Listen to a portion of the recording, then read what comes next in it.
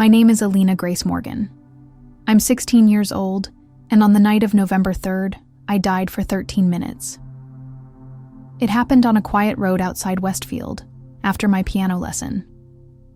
My mom was driving us home while I sat in the passenger seat, half listening to music with one earbud in, mindlessly flipping through stories on Instagram. The sky had turned this eerie shade of gray, and the rain kept splattering against the windshield like soft whispers. We didn't see the deer until it was too late. I remember Mom yelling my name, the jolt of the brakes, and then spinning. Just spinning. Glass, screams, a flash of blue. Then silence. And then nothing. No pain, no sound. Just blackness. But it wasn't empty. It was peaceful. Quiet in a way I'd never known before.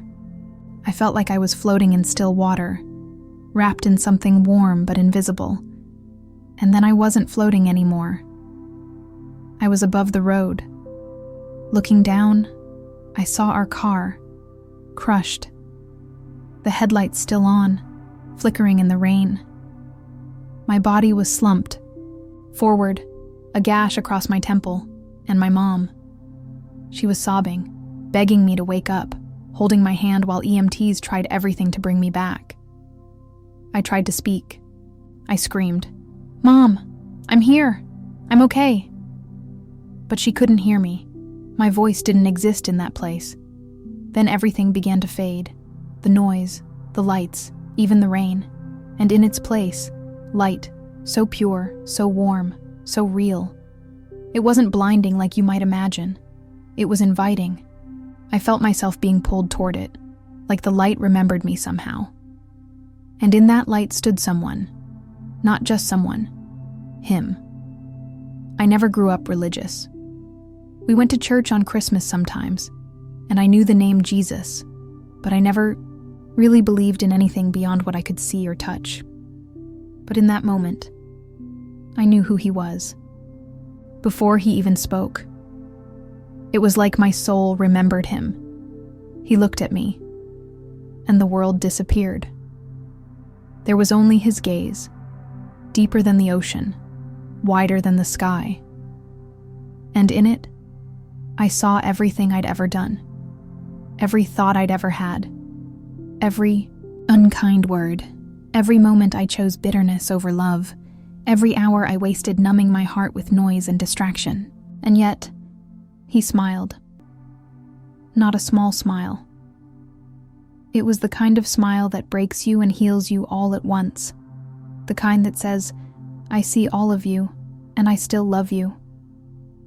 "Alina," he said, just my name. But it felt like a melody I'd been waiting to hear my entire life. "You're not staying here," he continued gently. "Not yet, but before you return, there's something I need you to see." He reached out his hand, and when I touched it, everything changed. Suddenly we were standing in what looked like a massive, endless room, like a planetarium made of starlight. Floating around us were screens, thousands of them, maybe millions. And on every screen was a person, a teenager, a child, all glued to some device. Phones, tablets, gaming consoles, laptops. The glow from each screen painted their faces in pale, cold light. And around many of them were shadows. Dark, twisting forms. Whispers I couldn't quite make out. Some hovered. Some pressed in close, right into their ears. I turned to Jesus. "What is this?" He looked so deeply saddened. "This is the battlefield," he said quietly. "This is where the war is being fought." Jesus didn't rush me. He waited as I stood there, trembling from the weight of everything I'd just seen. Then, gently, he turned toward a small garden that had appeared beside us. It wasn't like any garden I'd ever seen on Earth. The colors pulsed with life, and every flower seemed to hum with a quiet joy. A tree stood at the center, massive and glowing, its branches reaching out like arms ready to embrace the world. "This is what I created for you," Jesus said. "This is the life you were meant to live, rooted in love, growing in truth." I wanted to run to it. I wanted to stay. I wanted to disappear into that garden and never leave. But then he turned back to me. His eyes held something new. Urgency. "Alina," he said, "you've seen the shadows, but now I want to show you the light." Suddenly we were moving again. Not walking, not flying, just shifting. And the shadows were gone. Now I saw people who had unplugged. Families gathered around dinner, tables laughing, children playing outside in golden fields, their laughter echoing like music. A girl sat on her front porch, eyes closed, feeling the wind on her face, a Bible open on her lap. A boy kneeled beside his bed, whispering a prayer with tears on his cheeks. I felt something stir inside me. Hope. "You see?" Jesus whispered. "It's not too late." And then he turned to me. "But you have to tell them, Alina. You have to be the voice in the noise. You have to be the interruption." I started to cry again. I didn't know if I was strong enough. I didn't know if anyone would listen. I didn't know if I'd be brave. "I'll help you," he said. Then he held out his hand and touched my chest, right above my heart. Warmth spread through me, and I knew, deep in my bones, that I would never be alone again. "Are you ready to go back?" I shook my head. "No, but I'll do it." He smiled, and it felt like sunrise inside my soul. The light around him became blinding, and suddenly I was falling, fast, back through the tunnel. I could feel the cold returning, the weight of my body, the pain, the noise. The hospital room exploded into clarity, machines beeping, a nurse shouting, my mom screaming my name. I gasped so hard it felt like I was breaking in half. I was back. The world felt too heavy, too loud. The bright lights of the hospital stung my eyes. My chest felt like it had caved in and been stitched back together with fire. I couldn't move, couldn't speak, but I was alive. I heard someone say, "She's back. We've got her." Then my mother's voice, shaking, desperate. "Alina, baby?" I tried to answer, but a breathing tube choked my throat. Tears slid from the corners of my eyes, the only part of me that could respond. The next few days were a blur of pain and confusion. I was in the ICU, hooked to machines, visited by specialists who spoke in quiet, reverent tones. I had been legally dead for nearly 8 minutes. No oxygen, no heartbeat. The doctor said I shouldn't be awake, shouldn't be able to speak, should have suffered brain damage. But I hadn't. And I remembered everything. The moment they removed the breathing tube, the first thing I whispered, raspy and broken, was, "Where's my phone?" My mom let out a sob. She thought I was asking because I needed comfort or distraction, but that wasn't it at all. When she told me the phone had been destroyed in the accident, something deep inside me exhaled in relief. I didn't want it anymore. I didn't want the chains. I didn't want the noise. All I wanted was silence and light and truth. It took me weeks before I told anyone what had happened, not because I didn't believe it, but because I knew the weight of what I had to say, and I was afraid no one would listen. But something had changed in me.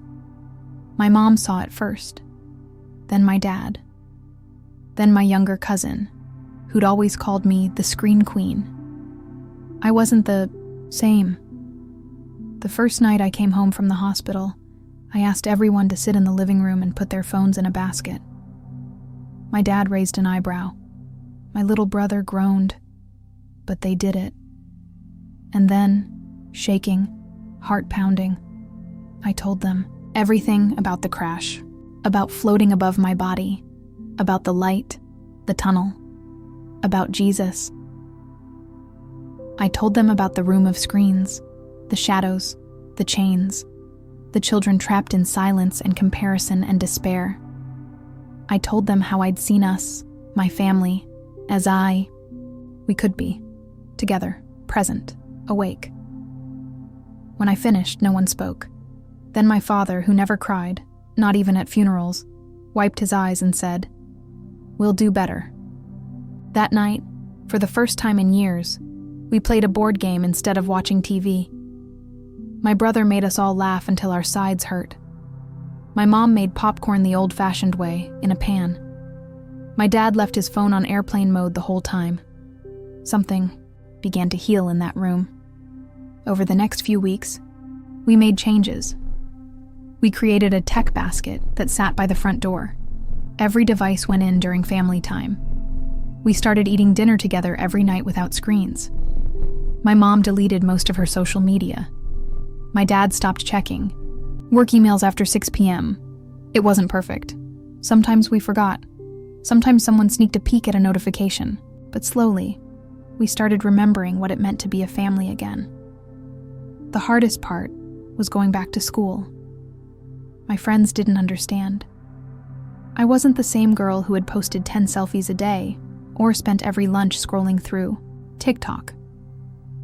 I tried to tell a few of them what I had experienced, but most of them just stared at me like I'd grown a second head. But some listened. My best friend Lucy cried when I told her. She said she'd been feeling empty lately, like nothing online made her happy anymore. She deleted Snapchat that night, then Instagram a week later. She started journaling, praying again. She said she finally felt like herself. I began writing everything down. Every detail I could remember from my time with Jesus. The light, the garden, the pain in his eyes when he showed me the children with the shadows. I didn't want to forget. Not a single moment. Some nights I still wake up crying. The memory of the room of screens burned into my mind. I remember Emma, the girl with the chain. The boy playing violent games until 3 a.m., the way their eyes had gone hollow. I knew I was supposed to speak for them, so I did. I started small, just a post online, explaining part of what happened.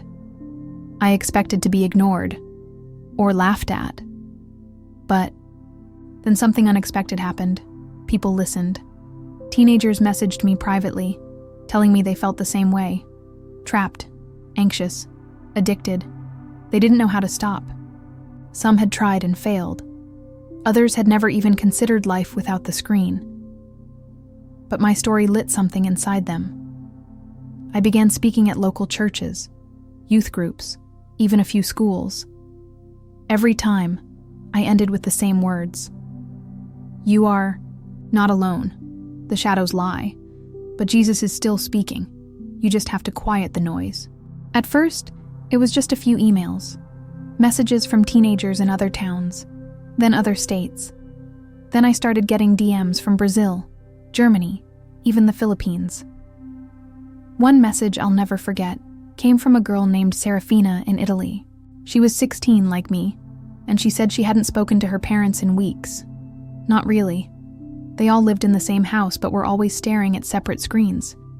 She said she cried herself to sleep every night, convinced that something was wrong with her for wanting more. But after hearing my story on a translated video someone had shared, she left her phone off for a full day. She sat with her mom at dinner and talked. Just talked. And for the first time in years, her mom looked her in the eyes and said, "I've missed you." Reading that broke me open all over again. I didn't ask for this mission. I didn't go looking for some grand purpose. But I had stood in front of the Savior of the world and seen what broke his heart, and I couldn't pretend it hadn't happened. The more I shared, the more resistance I faced too. Some people laughed at me online, called me a Jesus hallucination girl, or said I was just traumatized and making things up for attention. But none of that hurt as much as when old friends started drifting away. "You're just so intense now," one said. "Can't we just hang out without it turning into a sermon?" said another. I tried not to let it crush me, but it did, a little. I was still a 16-year-old girl. I still wanted to be loved, to be understood, to feel like I belonged. And sometimes, late at night, I would whisper to the ceiling, "Are you still there? Or was that just a moment? And now I'm on my own." And every time, without fail, I'd feel that warmth in my chest, that soft, steady whisper, "I am with you, even to the end of the age." One evening, a pastor from a church in Chicago reached out. He had seen a video of me speaking at my school chapel and invited me to come share at a youth revival weekend. At first I panicked. I didn't feel ready. I wasn't a preacher. I wasn't polished or perfect. I still had days where I wanted to curl up and disappear into Netflix and junk food and forget all of this. But that whisper came again. "You are enough. I chose you because you are small. My strength shines best in weakness." So I said yes. When I walked on stage in Chicago, I was shaking so hard I thought I might fall. The lights were bright. The room was filled with hundreds of teenagers, some with their arms crossed, skeptical, others with tears already in their eyes. I didn't use a script. I just told the truth. I told them how I died, how I saw the chains, how Jesus wept over the loneliness of a generation scrolling in silence. And then I told them what I saw at the end, the part I hadn't shared with anyone until that night. When Jesus placed his hand on my heart and whispered, "I'm sending you back," I had begged him to let me stay. I didn't want to return to a world so broken, so loud, so fake. But he showed me a vision of what could be. A generation waking up, hearts set on fire, children putting down their phones and picking up each other's hands, families laughing around dinner tables again, eyes meeting, songs being sung, sunsets being watched with awe. And I knew, if even one person woke up because of my story, it would be worth it. That night in Chicago, over 100 kids came forward crying. They didn't come for me. They came because the Holy Spirit met them in their own chains. And in that sacred space, something shattered. A silence broke, and that's when I realized this wasn't about a message. It was about a rescue mission. Back home, life continued in its strange new rhythm. Some days I felt more like a prophet than a teenager. Other days, I was just a girl doing homework and trying to remember to feed the dog. But the message never left me. I started writing letters to Emma, the girl I had seen in the room of screens. I didn't know if she was real, but I believed she was. I wrote to her as if she could somehow feel my words. Each letter started with, "Dear Emma, I haven't forgotten you." And I would tell her what I saw. Families being healed, screens being turned off, light returning to eyes that had been dulled for so long. I told her about Serafina and Chicago and Lucy, who now ran a weekly no-phone picnic in our town's park, where kids just showed up, talked, and laughed under the open sky. One day, I imagined Jesus handing those letters to Emma in heaven, and her smile. That thought kept me going. My parents eventually started a small group in our home, a mix of kids and adults all wrestling with the same question. How do we unplug from the noise and reconnect with our souls? We called it the Still Place. It wasn't a church or a program. It was just people hungry for something real, and it spread faster than we expected. Before long, we had to move the group to the community center. One night, as I stood in the back watching families sit in circles, talking and praying together with no phones in sight, I felt that same presence I had felt in the garden with Jesus. It was quiet, but it was everywhere, and I knew. The room of screens didn't have the final word. Love did. Spring came early that year, but my heart felt stuck in winter. Even though everything around me looked alive, something inside me was growing dim. I still shared my testimony. I still smiled in the photos from our still place gatherings. But when my bedroom door closed at night, it was like a quiet ache settled into my chest, like something was missing. Or maybe too much was there. One rainy night, it all came crashing down. My parents were out, and the house was still. I sat on the floor of my room trembling, my heart racing. And then, without warning, the tears came. Not soft, silent tears, but sobs that shook my whole body. Jesus, where are you now? Why do I feel so alone? I did everything you asked. I spoke. I obeyed. I followed. But now, I feel empty. I lay on the cold wooden floor, waiting, hoping. But no voice came. No light. Just rain against the window and silence. For the first time since my near-death experience, I felt heaven go quiet. In the days that followed, I kept pretending everything was fine. I still attended our gatherings. I still wrote letters to Emma. But the words didn't shine anymore. They sounded hollow, like echoes of something I once believed. And that's when I met Noah. He was 17, quiet, wore crooked glasses, and read more books than anyone I'd ever met. He came to one of our meetings with his mom, who had heard about the still place at work. Noah didn't talk much, but when he did, it was like the world around him slowed down to listen. After one meeting, I found myself sitting alone under a tree in the backyard. Noah approached slowly, hands in his hoodie pocket. "You look tired," he said softly. "I'm trying not to fall apart," I replied, honest and raw. He sat beside me, thoughtful. "You know, even Jesus went into the wilderness. Even he wept. Even he felt abandoned. Maybe his presence is still with you, even in the silence." His words didn't fix everything, but they cracked something open. A little light slipped in. The next week, he showed me a hidden trail in the woods behind our town, a quiet stream surrounded by moss and wildflowers. No cell signal, no noise, just earth and water and stillness. There, sitting by the water, I felt something inside me begin to break. But it wasn't the shattering kind. It was like the shell around my heart was finally peeling away. I closed my eyes and let the sound of the stream wash over me. And in that peaceful hush, he came. Not with thunder, not with fire, but with presence. The same love I had felt in that garden with Jesus. Soft, endless, overwhelming, wrapped around me once again. He didn't say much, but I heard him. "Alina, I never left. I just needed you to learn how to find me in the quiet." A few weeks later, our town was shaken.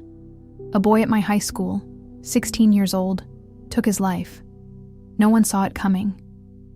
He smiled in class, got good grades, had friends, but inside he was drowning, and no one knew.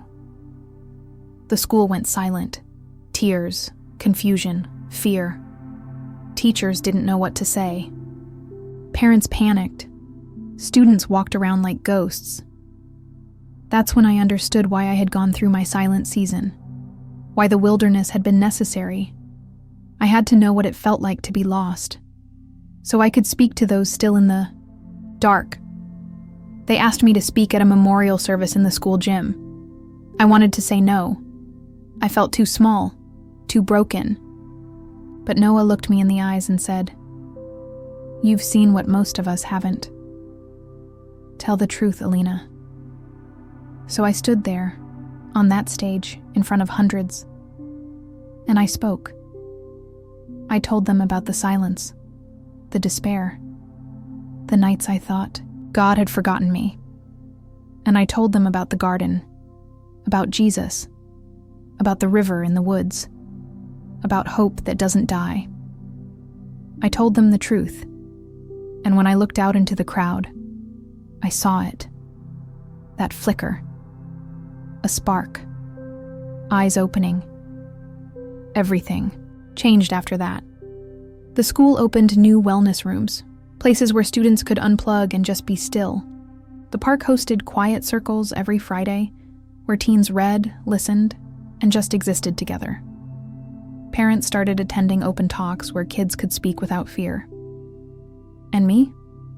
I kept writing to Emma. Dear Emma, today a girl told me she stopped cutting herself after she heard my story. She hugged me and cried. And in that moment, I knew it was worth coming back. Now, when I think of my near-death experience, I know it wasn't just about seeing heaven. It was about carrying heaven back with me. Jesus didn't just show me the light so I could run from the world. He showed me the light so I could ignite the world. I'm still just 16. I still have homework and heartbreaks and mood swings and questions, but I carry something inside me now. Something eternal. A calling. A promise. A flame that began in a garden, at the feet of Jesus, and burns brighter every day. Because I now know love is still stronger than death, and even in the most connected generation in history, God still calls us by name.